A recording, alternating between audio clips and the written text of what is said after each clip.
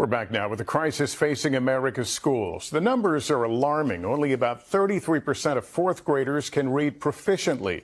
Now districts are taking a hard look at what went wrong and how they can reverse it. Our Rahima Ellis takes us to one.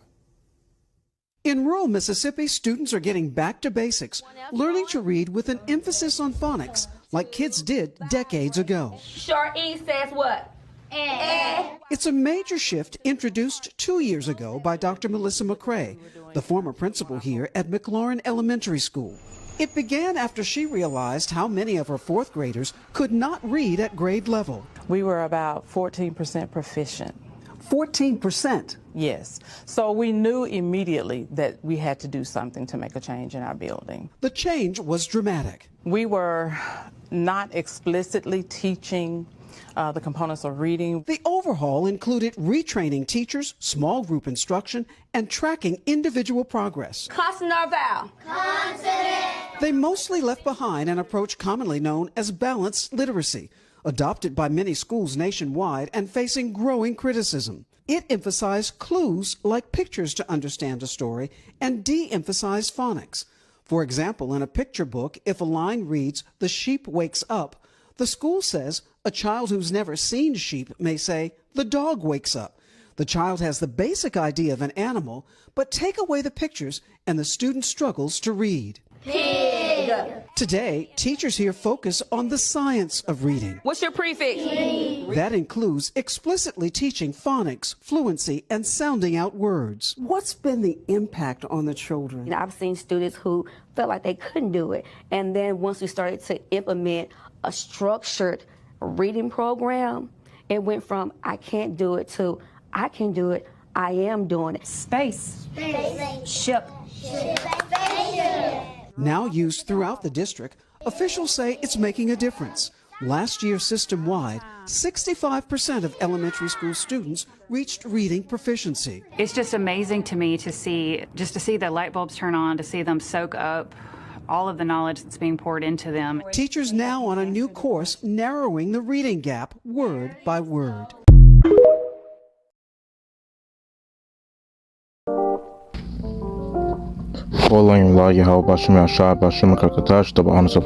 Millstone, Peace Citation, Hopeful Light, Shalom. And we're going to come up with the titles for this lesson, but it says, moving ahead while left behind, the plight of older students without reading proficiency. That's pretty much what it says in this article, the title, and it says the U.S. needs more strategies to help older students who advance from grade to grade despite a lack of reading proficiency and ended up struggling in school life and in life. A couple of companies have put ideas in motion. From pre-kindergarten through third grade, students are supposed to learn how to read. Fourth grade is the watershed year when the teachers turn that model around and expect students to read to learn. The recent spotlight on reading scores has prompted an intense focus on those pre-K-3 students to make sure they're ready by fourth grade. Solutions for them are plentiful. The science of reading, intensive tutoring, summer programs, more teacher professional development, state laws requiring retention for third grade students who aren't proficient in reading by the end of the school year. But what about the decades worth of students who were and still are passed into fourth grade and beyond when they can't read at nor often anywhere near grade level? For these students, the inability to read well throws up a roadblock in front of every school subject. The structures for a science experiment, the words in a math problem, the title of a song and music. As they get older, a menu, job application, street names, or text message might as well be in a foreign language. To get ahead, these old students are often given Dr. Seuss and Bob books to help them learn. Sarah Fennelly, Master Education, a reading specialist from 5th through 8th grades at Stoneham Central Middle School in Massachusetts, says some students get frustrated that they will have to complete baby work and just put their head down and refuse to work. This tends to be more common than actually expressing their feelings, because I think often they don't really know and aren't really thinking about the future. They're just trying to fit in at school day to day, and that takes a lot of mental energy, she says. such heart-rending stories, including Molly's in the 1990s and Sterling's in the 2020s, showed that year after year, these older students continue moving ahead in grades despite being left behind in skills. Their embarrassment soars while their self-esteem plummets. But why?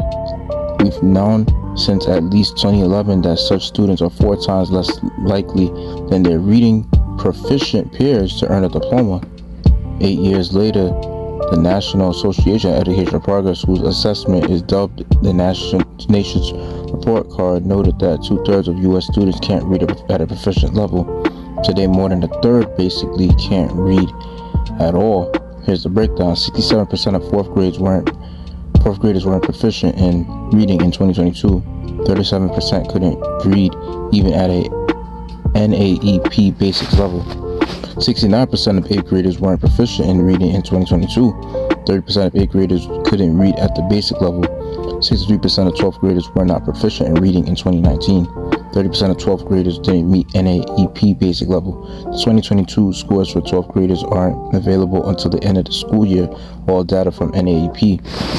Appalling and unacceptable are the words of U.S. Secretary of Education Miguel Cardona used in a statement when the NAEP report was released in October. But raising the bar means we can't just be satisfied with pockets of excellence for some.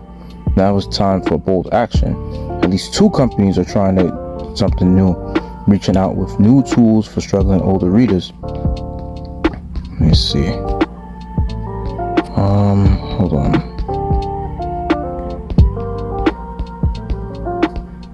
So yeah, that's pretty much it on that.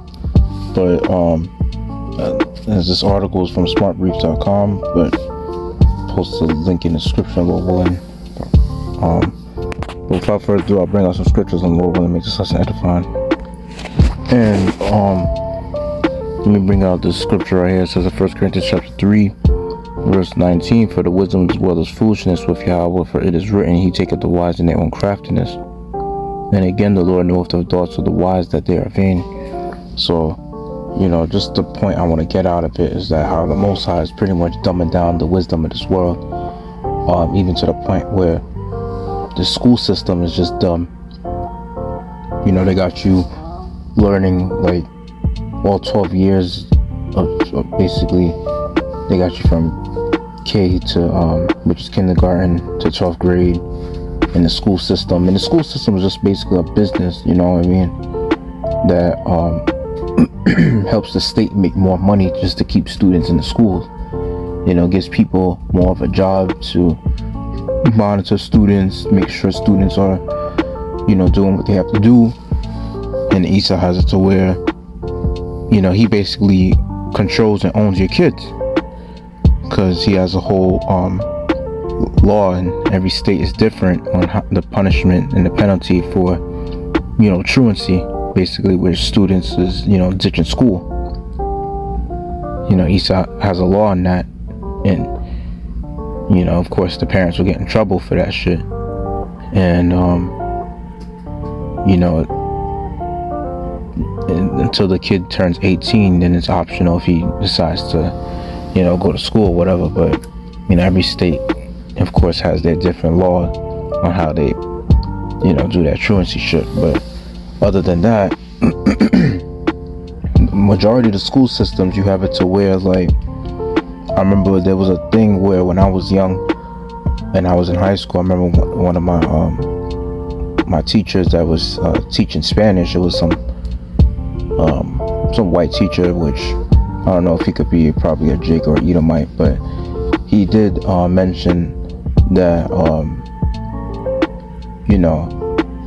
when it's coming to the school system, that majority of the times middle school teachers don't really do what they're supposed to do in terms of like teaching students, preparing them for high school.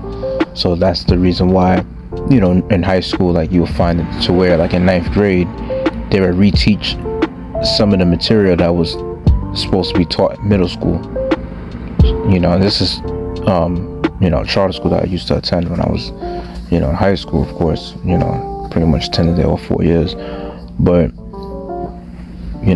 that's what I was told. Oh, I wasn't told it personally, but I just, basically heard him, like, saying that before, to some student about, like, when he was teaching a lesson or so. But then it's like, when it's coming to the school system, you have it to where a lot of teachers just basically, they just want to get the job done, and a lot of them don't really show how much they really care to help the students to progress. Of course, because they're just in the end of the day trying to get a paycheck, and trying to survive. And now that times are getting tougher and that things are getting more expensive, every year, it's like you don't even want to put any sort of like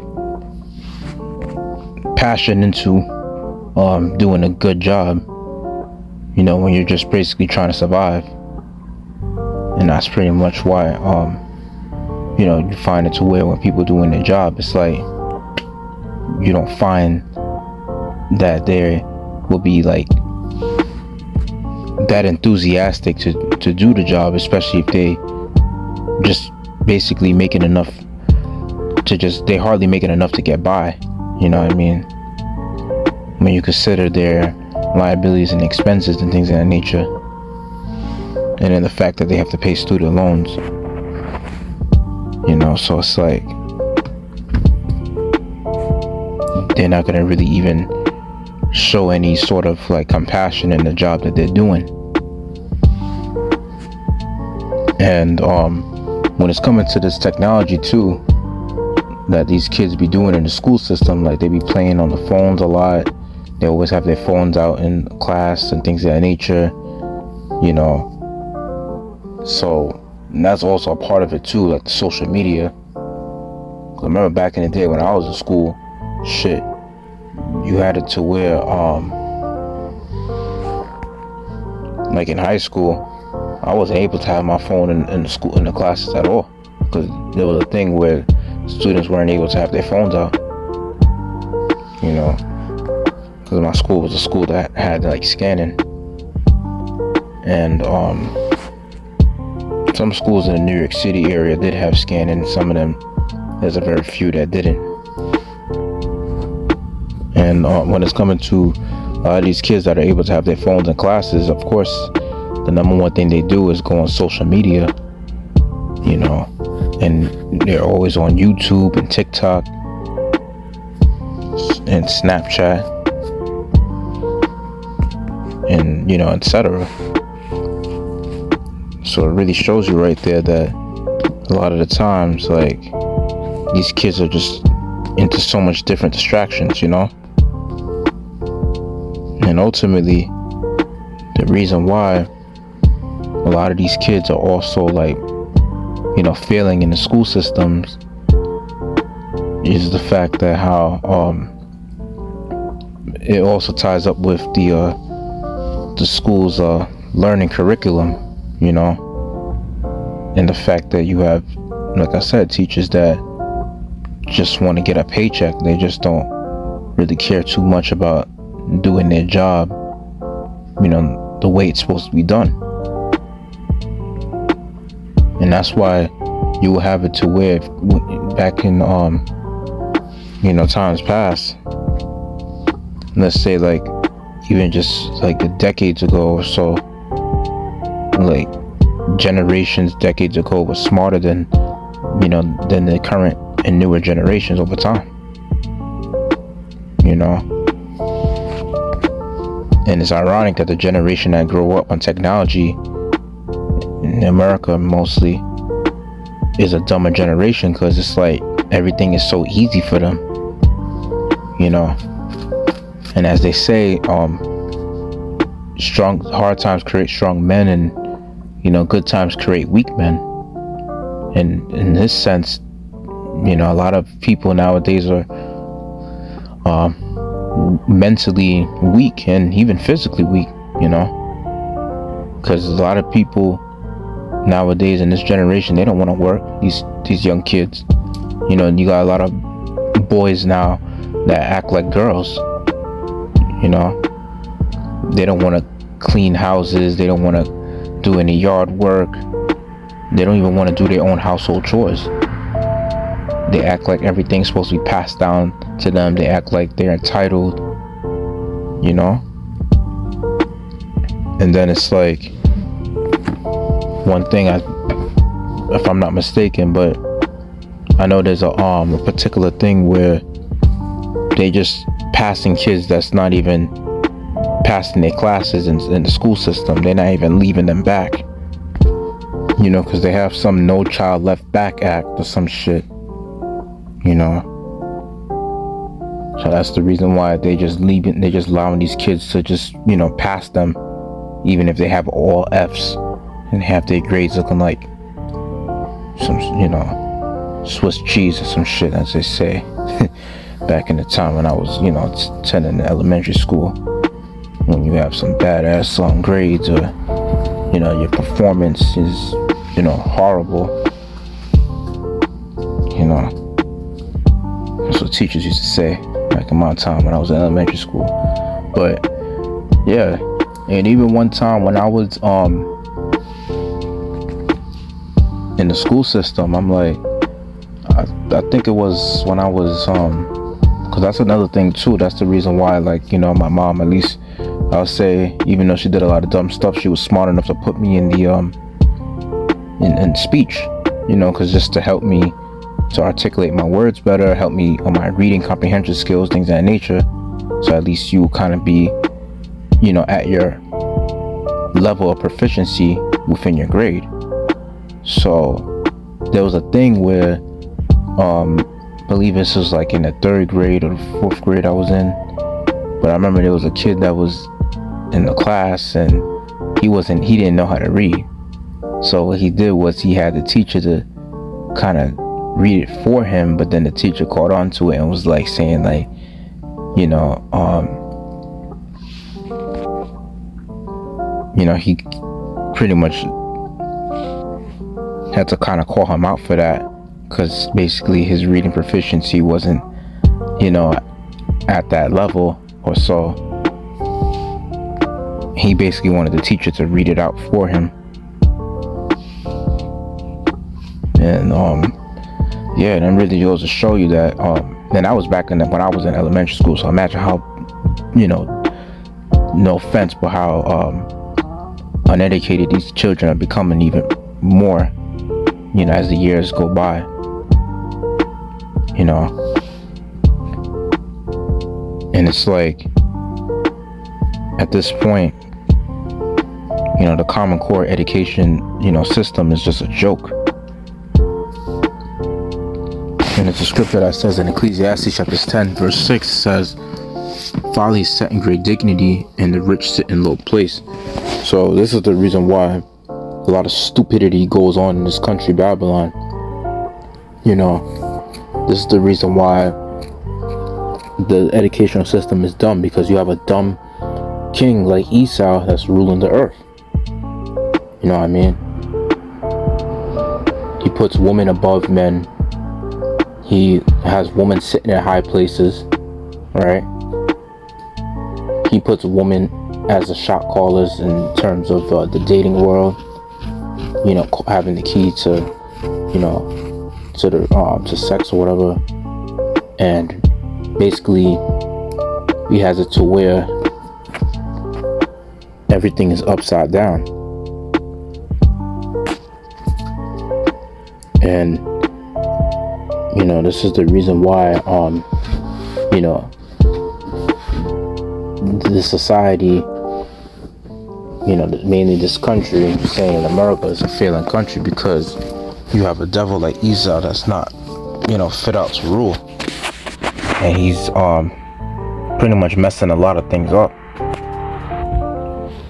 Here it is, at one point they wanted immigrants to know how to read and be smart. But then as an American, you could be born to be stupid. And it's completely fine. And then there's even a, like, let's say some YouTube videos showing you how dumb the average American is. Just even to the point where you could ask them basic questions on history and they don't even know the history. Some of them don't even know how much stars is on the American flag. And I won't even be surprised if they don't even know how many continents are on the earth. But yeah. But you know, with that, I don't want to make the lesson too long, so I'm just ending right there. But I hope to make the lesson edifying. Let's give all glory, praise, honor to Adonai, Yahweh, Bashem, Shamak, Yasharahla, Bashem, Kakadash, the honor surpasses us, great millstone, peace, I teach, don't fall like Shalom.